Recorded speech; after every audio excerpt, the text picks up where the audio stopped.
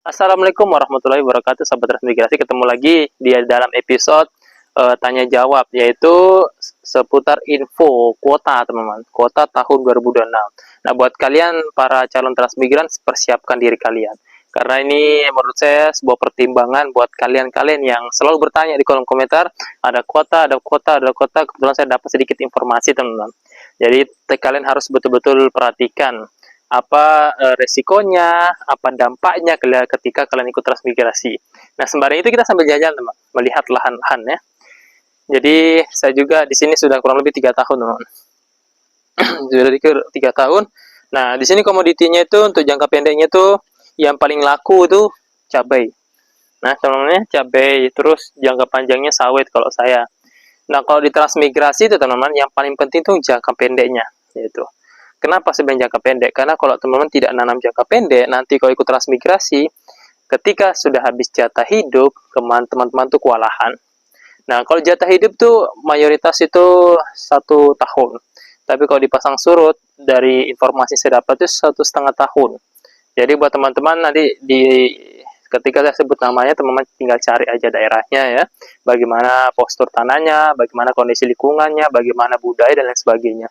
Sehingga menurut saya buat teman-teman mendapatkan informasi kuota itu biar bisa lebih mempertimbangkan lagi seperti itu.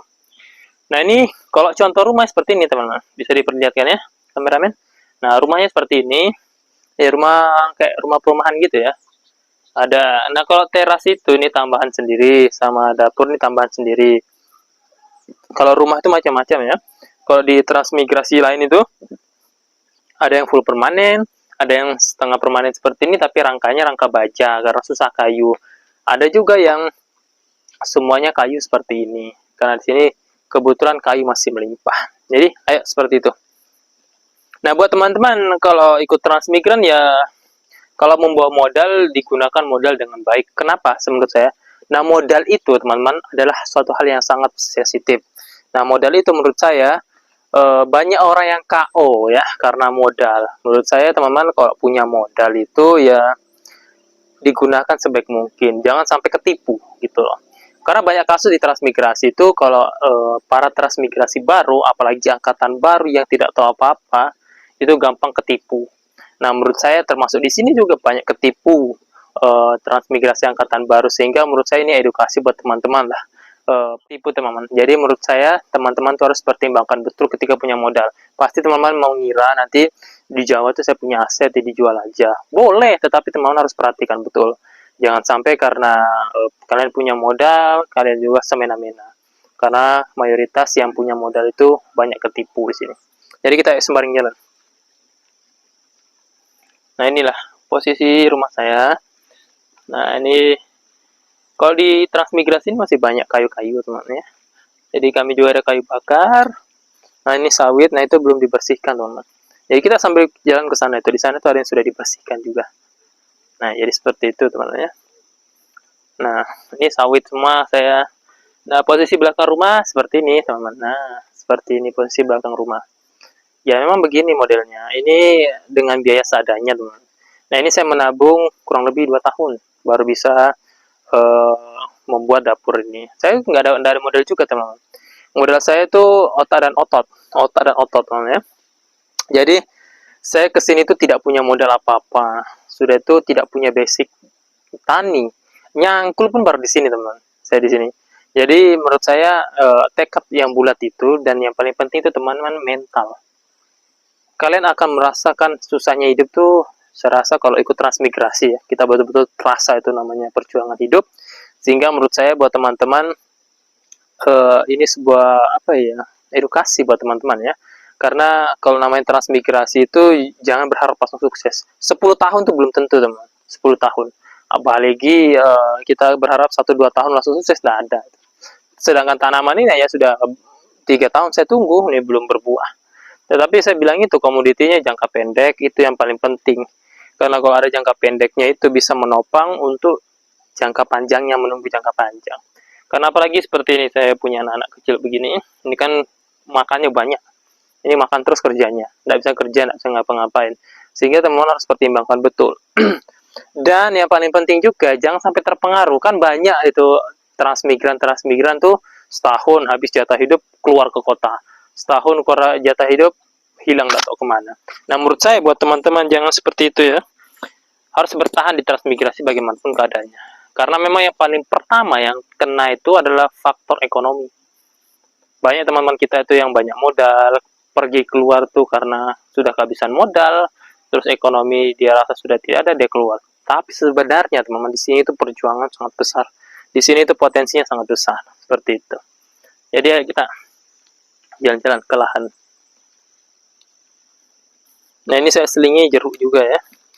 Jeruk. Ini cabai saya ini sudah setahun mas. Sudah setahun ini sudah fase keduanya kalau dibilang orang sini ya. Ini sudah mulai sudah gugur. Dia sudah ada lagi bunga-bunganya. Jadi ini saya tanam seperempat. Nah kalau tanah itu dapat umumnya 2 hektar. Kalau pekarangan itu macam-macam. Di berbagai tempat, termasuk Mahalona itu 20 kali 50. Nah, kalau di Kalimantan itu sama seperempat juga. Nah, ini tergantung teman-teman. Nah, kalau teman-teman yang ingin tahu, kita langsung di sesi info kuota. Nah, info kuota yang menurut saya sampai sekarang itu yang pertama teman-teman ya. Teman-teman harus tahu. Nah, di sini nih, di sini tuh untuk Sulawesi Tenggara tidak ada kuota. Untuk Konawe ya, tidak ada kuota. Karena kebetulan di sini juga sebenarnya ada kuota tahun 2025 2026, tetapi menurut informasi yang saya dapat di sini itu sudah kekurangan lahan. Lahannya tidak mencukupi untuk lahan 1, lahan 2 itu tidak mencukupi, sehingga untuk kuota penempatan baru sini tidak ada. Nah, kalau di Konawe itu terakhir 2023 ya teman-teman ya, terakhir 2023. Nah, yang kedua itu info kuota di Mahalona di Sulawesi Selatan. Mahalona ini, teman-teman, itu adalah transmigrasi terbaik se-Indonesia. Bisa dikonfirmasi. Kebetulan saya kemarin ada teman YouTuber juga di sana ya, Story Channel. Buat teman-teman yang ingin tahu daerahnya seperti apa, bisa langsung cek di Story Channel. Nah, di sana itu info kuota 2026. Nah, buat teman-teman yang ingin datang ke transmigrasi terbaik, itu bisa datang ke Mahalona. Nah, itu kalau menurut provinsi ya, kalau teman-teman dari Jawa Timur, aduh, sangat disayangkan. Nah, di Jawa Timur nih, menurut informasi saya dapat sudah di blacklist untuk se-Jawa Timur. Nggak tahu apa permasalahan, saya kurang tahu ya. Tetapi menurut informasi saya dapatkan, itu kebanyakan kuota dari Jawa Tengah, Lampung. Jadi itu kebanyakan kuota ya. Nah, buat teman-teman, ya bisa dari Jawa Tengah, bisa langsung aja informasi di Dinas Transmigrasi Kabupaten masing-masing, dan segera daftar. Nah, untuk postur tanah, dia tidak seperti ini, teman. Nah, untuk postur tanah itu tidak subur ya di sana itu. Nah, lihat ini sawit ini yang baru saya tanam ini. Nah, di sana itu sawit itu ujung-ujungnya itu tidak sehijau ini, teman-teman. Jadi bisa kita lihat. Nah, kalau di Mahalona itu kekurangannya cuma tanah ya. Tanah tuh. Nah, ini. Nah, ini kan hijau sekali ini. Nah, ini kalau di Mahalona ini kuning, teman-teman. Ini kuning karena di sana tuh asam tanah atau pH tanahnya kurang bagus, sehingga memang harus banyak dolomit. Nah, sesudah itu dia juga harus banyak pupuk kandang. Nah, kalau pupuk kandang di sana itu mahal, teman-teman ya. Mahal karena pas saya ke sana itu ternyata pupuk kandang itu dipesan dari luar Mahalona. Nah, kalau komoditi di sana adalah merica. Di sana itu primadona merica, teman-teman. Buat teman-teman di sana kenapa dibilang transmigrasi terbaik? Karena yang pertama di sana itu untuk penataan rumahnya bagus. Terus yang kedua, perputaran ekonomi sangat bagus karena di sana itu ada komoditi, artinya masyarakat sana sudah berputar ekonominya, sehingga saat merica itu sudah banyak peluang kerjaan. Terus ada PT. Nah, di sana tuh kekurangannya cuma PT ya teman-teman. Memang untuk segi pajak untuk daerah itu bagus, tetapi kadang itu bermasalah tanah itu ya. Tapi semoga enggak lah, karena di sana itu daerah tambang di Mahalona seperti itu. Di Mahalona itu daerah tambang, teman. Nah, jadi seperti itu. Nah, buat teman-teman yang ingin tahu bagaimana daerahnya, bisa langsung cari Mahalona ya. Mahalona adalah transmigrasi terbaik. Nah, itu yang kedua adalah Kalimantan Utara, teman-teman. Kalimantan Utara, saya dapat informasi itu hampir tiap tahun ada kuota di Kalimantan Utara. Nah, buat teman-teman yang ingin tahu di Kalimantan Utara, bisa cek ya YouTube apa namanya? ASEAN Survivor. Nah, itu adalah YouTuber transmigrasi terpopuler ya. Itu di Kalimantan Utara. Nah, di Kalimantan Utara itu ya seperti ini, seperempat, sisanya lahan 1, lahan 2. Tetapi di sana itu pasang surut, teman-teman. Nah, yang saya perhatikan, banyak teman-teman saya dari Jawa juga itu banyak merantau ke Kalimantan. Entah kenapa, saya juga kurang tahu. Tapi di sini juga ada yang pernah merantau di Kalimantan. Untuk yang susah sebenarnya postur tanahnya, itu yang kita mengolah tanah. Tetapi untuk hasil tani itu sangat laku, katanya teman. Nah, di sana itu sayur, apalagi cabai dan lain sebagainya itu sangat laku. Itu yang pertama. Terus yang kedua, jangka panjangnya tuh mayoritas rata-rata sawit juga kok di sana itu, di Kalimantan Utara. Untuk peternakan bagus juga di sana, teman. Karena saya itu ada airnya gitu loh. Sawah juga ada juga. Jadi macam-macam di sana, teman. Tergantung teman-teman mempertimbangkan. Tetapi menurut saya untuk bagaimana ya, menurut saya pengalaman ya, teman ya. Kalau kita kan nggak pernah ya dapat tanah itu yang becek-becek itu di Jawa pun atau di sini. Nah, kayak di Konawe itu seperti itu, teman. Bisa lihat kameramen tuh gunung itu. Di Jawa tuh nggak pernah dapat mengolah tanah gunung seperti itu, sama macam di sini. Tapi untungnya itu masih berbentuk tanah. Nah, kalau berbentuk rawa, nah, itu yang menurut saya yang perlu dipertimbangkan, teman-teman ya. Karena semua hal itu harus dipertimbangkan, baik di sana atau di Mahalona atau di sini. Tetapi menurut saya semua itu sama saja tergantung orangnya. Jadi menurut saya untuk teman-teman ya tetap semangat aja, bagaimanapun hasilnya, bagaimanapun tempatnya. Tetapi ketika ikut transmigrasi, yang paling pasti teman-teman dapat tanah, gitu loh.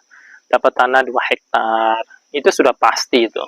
Tinggal teman-teman mengolah enggak, itu aja pertanyaannya.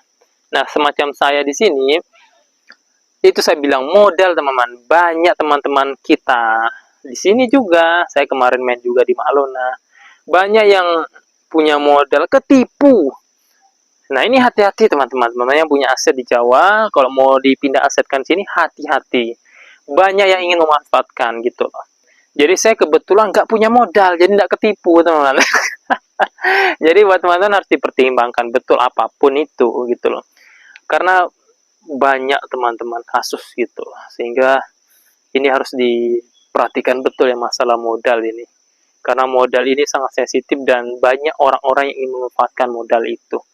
Jadi menurut saya kalau ada apa-apa itu langsung informasi ke orang yang lama. Tanya-tanya aja bagaimana. Jangan pernah mengeluarkan uang dulu di awal-awal. Jadi orang tuh banyak ketipu masalah bibit, ketipu masalah jual beli itu banyak. Nah, semacam ini kan sawit ini, kami ada sawit juga di sini. Nah, kalau sawit ini kan program kami kelompok sawit. Nah, buat teman-teman nanti kalau transmigran itu akan ada angkatan-angkatan, nanti buat aja kelompok-kelompoknya, nanti dibikin apakah sawit. Ini kan Jawa Timur sawit, teman. Ada juga yang dari Lampung, ada beberapa. Ini dari Jawa Tengah ada juga yang ikut sawit gitu. Sehingga seperti itu, teman-teman ya. Nah, buat teman-teman yang ingin tanya, saya dari mana? Banyuwangi. Nah, teman-teman ya. Dan saya itu berasal dari Banyuwangi. Nah, sehingga menurut saya semoga informasi ini memberi manfaat untuk teman-teman semua gitu loh. Oh, dan satu lagi, teman. Jangan lupa nanam pisang ya. Kalau di transmigrasi itu nanam pisang, teman.